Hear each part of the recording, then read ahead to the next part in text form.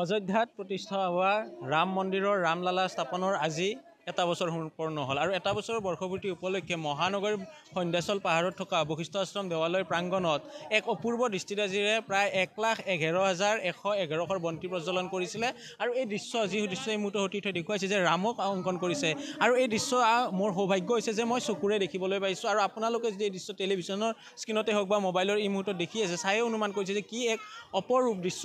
ভাল লগা দৃশ্য সতীৰ্থই প্ৰথমতে ৰামৰ মূৰ্তিটো দেখুৱাব যে ৰামক ইয়াতে দেখুৱাইছে তাৰে কাষত লিখা আছে জয় শ্ৰীৰাম ঠিক একেদৰে আগৰ ফালে যি চোৱা যায় তাত শিৱ পাৰ্বতীৰ ফটো ৰাখিছে ঠিক তেনেদৰে মই উল্লেখ কৰিছোঁ যে বশিষ্ঠ আশ্ৰম দেৱালয়ত ৰাম সেৱক যুৱ সমিতিয়ে এনেধৰণৰ এটা কাৰ্যসূচী লৈছে য'ত 1,11,111টা বন্তি প্ৰজ্বলন কৰিছিলে আৰু এই বন্তিৰে বিভিন্ন ধৰণৰ ৰামৰে ধৰি বা মহাদেৱ হওক বা অন্যান্য যিসকল ভক্ত আছে সেই সকলোৰে প্ৰতিচ্ছবি অংকন কৰিছে জয় শ্ৰীৰাম লিখিছে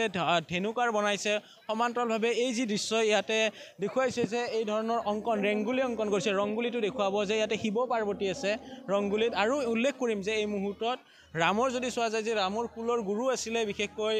বশিষ্ঠ মুনি সেয়েহে বশিষ্ঠ মন্দিৰ তেখেতসকলে বাছি লৈছে আৰু বশিষ্ঠ মন্দিৰৰ পৰিৱেশ যিফালে চোৱা যায় সন্ধ্যা ললিতা কান্তাৰ সংগমস্থলীত এক প্ৰকাৰ লোকাৰণ্য হৈ পৰিছে আৰু ইয়াতে 1,00,000 বন্তি প্ৰজ্বলনেৰে এক প্ৰকাৰ সমাজৰ পৰা অপয়মংগল দূৰ হোৱা বুলি তেখেতসকলে প্ৰাৰ্থনা কৰিছে সমান্তৰালভাৱে ৰাম মন্দিৰত যিহেতু ৰামলালাৰ প্ৰাণ প্ৰতিষ্ঠা কৰা হৈছিল যোৱা বছৰৰ আজিৰ দিনটোত আৰু আজি তেখেতসকলে এনেধৰণে সাজু হৈছে এগৰাকী লোক আছে তেওঁৰ মন্তব্য ল'ম আৰু আমি আগুৱাই গৈ থাকিম কি ধৰণে আজি আপোনালোকে অনুষ্ঠান কৰিছে সঁচাকৈ আমি আজি এই অনুষ্ঠানটো আমাৰ যিটো বশিষ্ঠৰ ৰাম সেৱক যুৱ সমিতি আছে আৰু বশিষ্ঠ আশ্ৰম দেৱালয়ৰ সহযোগত আৰু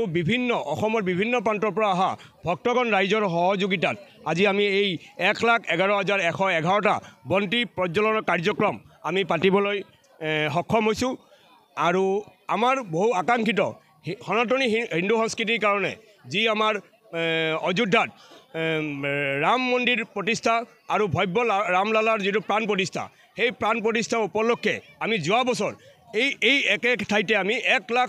দীপ প্ৰজ্বলন কৰিছিলোঁ এইবাৰ আমি ব্যতিক্ৰমী 1,11,111টা প্ৰদীপ জ্বলাই পেলাই আমি বিশ্ব শান্তিৰ মংগলৰ কাৰণে আৰু সকলোৰে মংগলৰ কাৰণে আমি এই চাকি জ্বলোৱাৰ কাৰ্যক্ৰম আমি লৈছোঁ জয় শ্ৰীৰাম ধ্বনিৰে মুখৰিত হৈছে আৰু এইটো বহু লোক আহিছে ক'ৰ পৰা আহিছে আপুনি হয় আমি ইয়াৰে স্থানীয় বাসিন্দা হয় লাগিছে খুব সুন্দৰ এক পৰিৱেশ আজি আমাৰ অযোধ্যাৰ ৰামলালাৰ প্ৰতিষ্ঠাৰ ঠিক এবছৰৰ পাছতে আমাৰ এই বশিষ্ঠত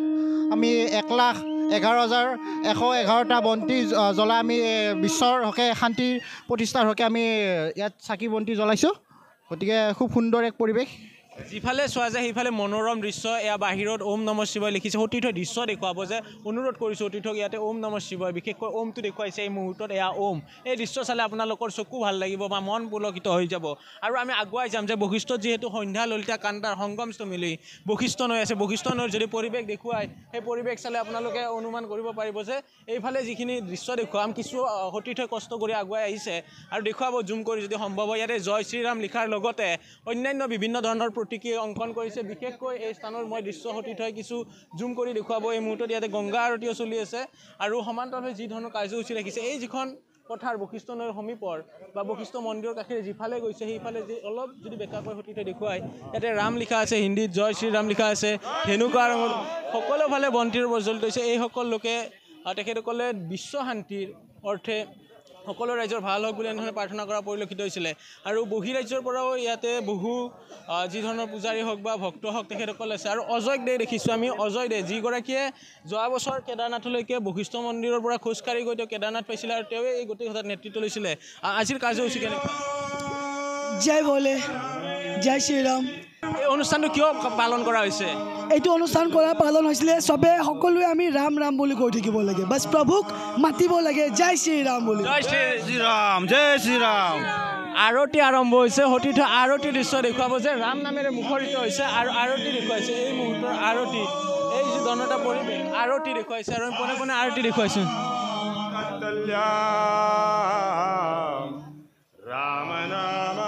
বৰাননে सियावर रामचंद्र की पवन सुत हनुमान की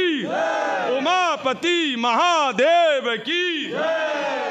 साथ में हम लोग आरती गाएंगे कर्पूर गौरम करुणावतारम संसार सारम भुजगेन्द्रहारम सदा वसंतम हृदयारविंदे भवं भवानी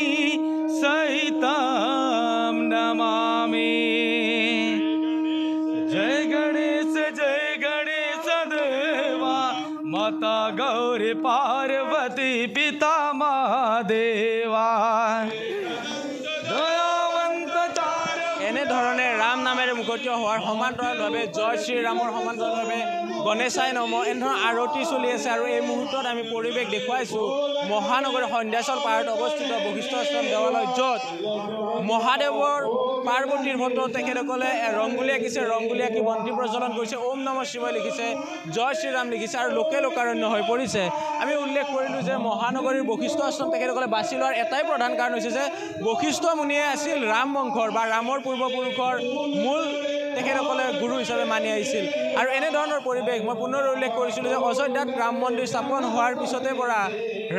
ৰামলালা স্থাপন কৰা হৈছিল আজিৰ দিনটোত আৰু আজি এটা বছৰ পিছত এনেধৰণৰ পৰিৱেশ এক প্ৰকাৰ চকু চালে চকু নয়ন বিৰাম দৃশ্য দেখিবলৈ পোৱা গৈছে চকুহে হওক বা মই যিহেতু এই দেখাৰ সৌভাগ্য হ'লোঁ সেয়েহে দেখি আপ্লুত হৈছোঁ বুলি উল্লেখ কৰিব পাৰিম বা মই দেখি মন প্ৰাণ ভৰি গৈছে আৰু হয়তো সম্ভৱতঃ আপোনালোককো আমি দেখুৱাবলৈ চেষ্টা কৰিম যে এই দৃশ্য চালে আপোনালোকৰো মন প্ৰাণ ভৰি যাব আপুনি বিচৰা বাতৰি পাব কেৱল নিউজ 18 এপত নিউজ 18 এপ ডাউনলোড কৰিবলৈ স্ক্যান কৰক এই QR কোড গুগল প্লে ষ্টৰতো পাব এই নিউজ 18 এপ